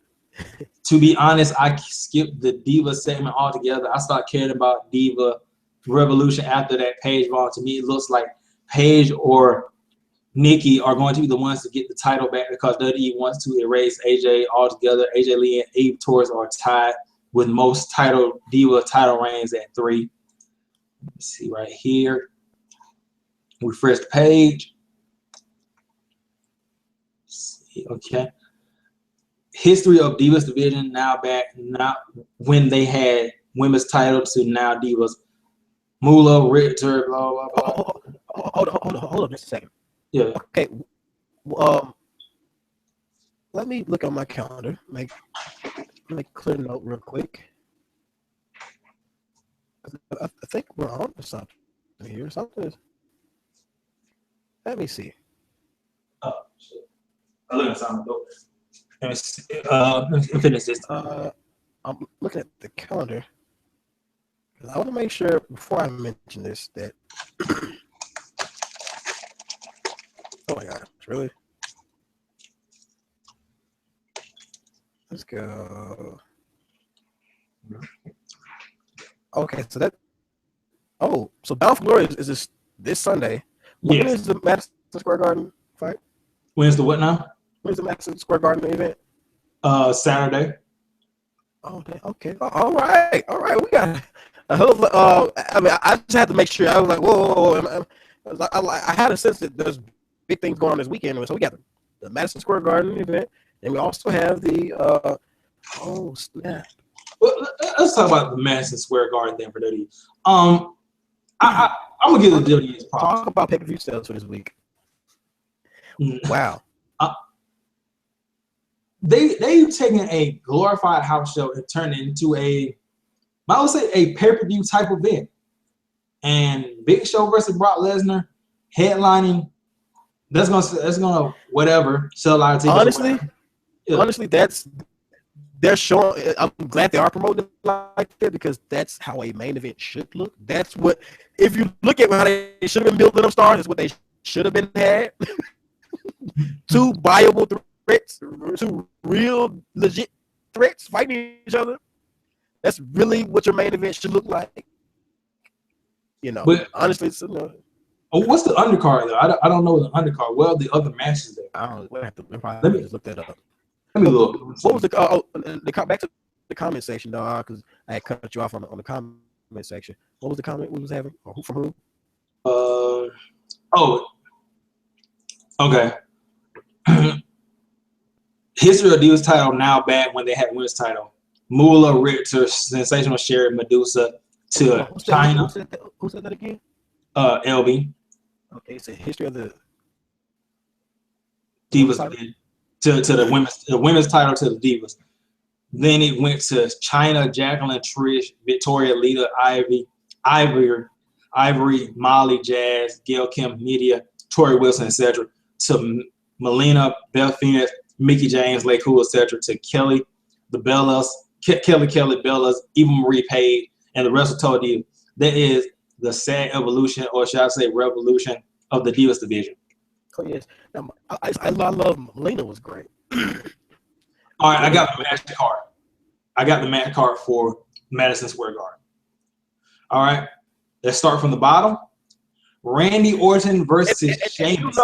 The match, the whole Raw situation or formation of Raw was circled around the Madison Square Garden Saturday, which that's why we're really talking about this particular layout of the match card. So it was the whole promotion of Raw was about Madison Square Garden, Road to Hell. Well, it's like I said. Well, Randy Orton versus Sheamus. I'm sick of seeing that match. I mean, come on. Rusev versus Dolph Ziggler. Okay, whatever. House show. Kevin Owens versus Y2J. Interesting. I'm looking forward to that match. Y2 Jobber. So, that's what it stands for now.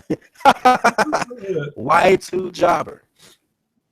The New Day versus the Dudley Boys in a regular tag team match. John effing Cena versus Seth Rollins in a United States Championship match, steel cage match. Real? Yeah. Wow. They mentioned nothing of this. They must have mentioned it on SmackDown, but they mentioned nothing of this. Wow. That's pretty big, but I'm wondering. Okay, so why is he getting this rematch for? That's surprising me too, because Rollins has pretty much been annoying. Not even saying anything about this match, and second of all, he got beat on his rematch. How does he get another? That's what I was kind of wondering. Like, okay, well, how is this? If anything, it's the New Day. I mean, if we want to be actually politically correct on it, it's probably one of the New Day members. Because if I'm not mistaken, it was a disqualification via Xavier Woods getting hit, correct? Yeah. So I don't know. I don't agree with W on this. That it would be New Day versus a New Day member versus John Cena. They're really I understand they don't want to leave Seth Rollins off the card, but they could have, and they don't want to leave John Cena off the card, but still though, they're really oversaturating this Cena versus Rollins match. I would have did a situation Seth Rollins called it Undertaker or something that was just kept him interesting or something like that, and which would align the Kane feud and the Brock Lesnar feud as well. Just some things to look at. But versus, I'm looking at this. The Divas aren't on the card yet. There's no women's match. Okay, is that the end of the comments? Okay, let me go back to the comments. I think we can all say my fourth babe, Rosa Mendes, is higher than Lana, Summer, and Eva Marie combined. Eva, okay. I think maybe toward a little. Chisel my throat. I might be a little biased towards Rosa because I think she's the hottest diva in WWE along with Sasha Banks. I never really got Rosa Mendes. I don't know about you, T-Sean.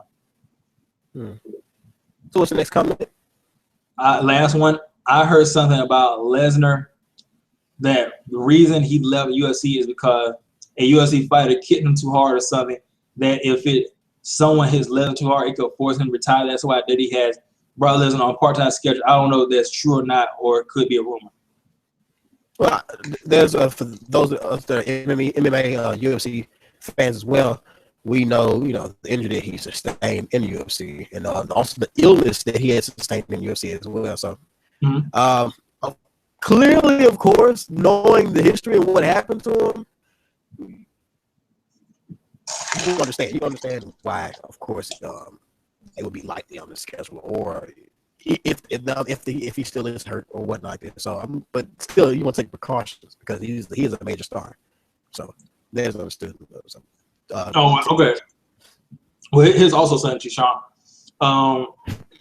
Divas are scheduled to appear, but they don't know if they'll be making the 8 o'clock television taping because it's a house show, a glorified house show, but they're only going to tape certain parts. Okay. Because Charlotte, Team Bella, Stardust, Kane, and Mark Henry, they're appearing, but then I'm also running another live show in Maine at the same time. So they got their, roster so big, they got it split. And then they're also running the NXT stuff, yeah. Okay. Well, I guess that wraps it up for the review today. I hope everybody enjoyed the Monday Night Raw review. I hope you enjoyed Monday Night Raw itself in total.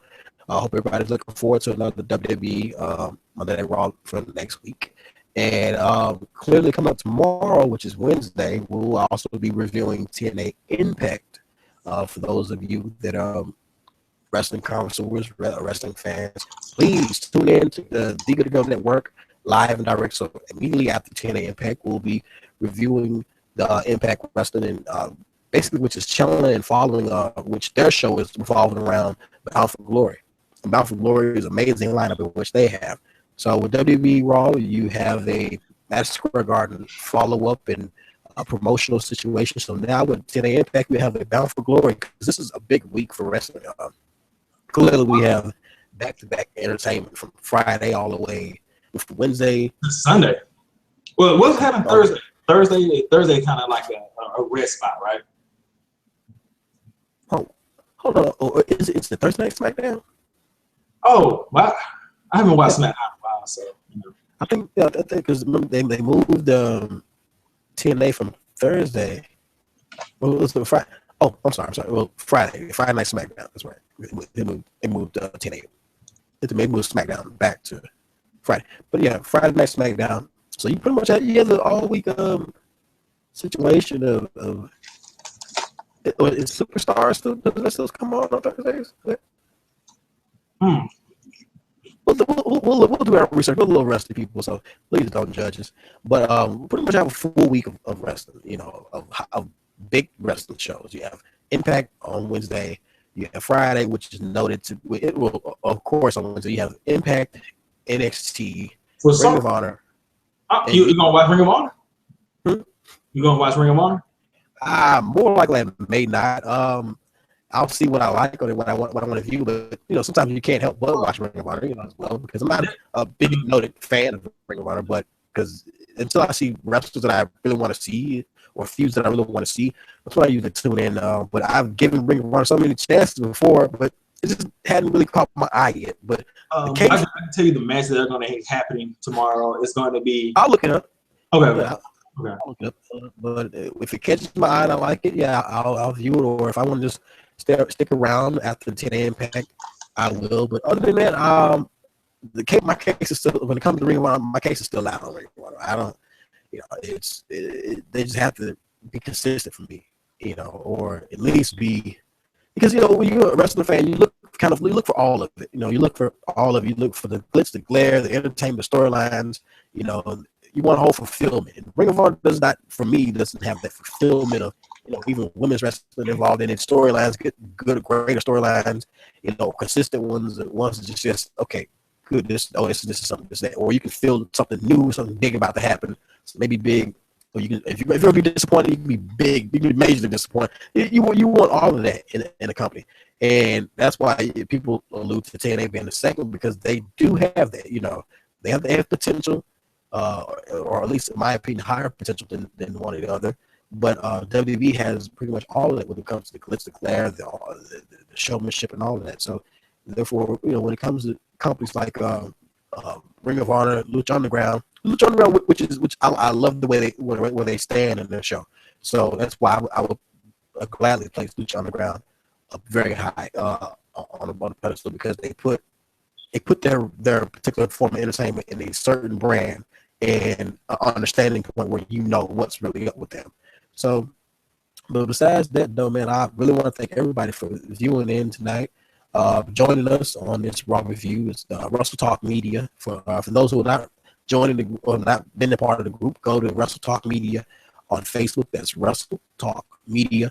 Add yourself to the group. Just type it in the search bar. It should pop up and search for groups. And you should see Wrestle Talk Media. Add yourself to it. A couple people just add themselves to it early this today. Like that. Be looking for more for Wrestle Talk Media content. Good Nation Entertainment. That's Good Nation ENT on YouTube. Add yourself to subscribe to that channel. AmericanAlucard, or guy that's life reviews. Subscribe to that channel on YouTube. The Good Girls Network, which you may be viewing us right now on. Continue to enjoy content, wrestling content, and be looking forward to it. Which I'm kind of wondering how should we space this out? I guess. Should we do a week of wrestling? Because for everybody, a lot of people the love is now people liking a week of wrestling. I got about 5 people that said, "Okay, I'm really digging this week of wrestling." So, where we're gonna go with week of wrestling this week? I'm kind of like, should we hold off to Sunday? Or like wait until like TNA goes off with that pay-per-view and then talk about everything from Impact to Ring of Honor to SmackDown to Emmett, and then pay-per-view. Yeah, because we have one. I guess this week. I guess to the fans out there and the viewers, I guess this week of wrestling will be based off of the whole freaking week long of entertainment to the weekend. So I guess maybe we'll contact some more high profile YouTubers or some more people from the YouTube community to actually come in on this conversation of WOW. I know last week we had a very entertaining WOW, which involved Hill, Steven, and Chase. Also joined us on camera, combating, but at the same time it was very tasteful and colorful opinions that were being lashed out with our form of week of wrestling. So this week, you never know what's going to go on. Might involve a couple more people and bring them in for a great week of wrestling discussion. So this is T-Sean from Wrestle Talk Media signing out as well. Guy on internet who doesn't like reviews. Sorry, I was eating. It's not professional, but I was mad hungry, yo, and I had a headache. I can't disbelieve it. You gotta eat, son. You gotta eat. If you don't, Catch you guys later. Birdman Hair Rub out.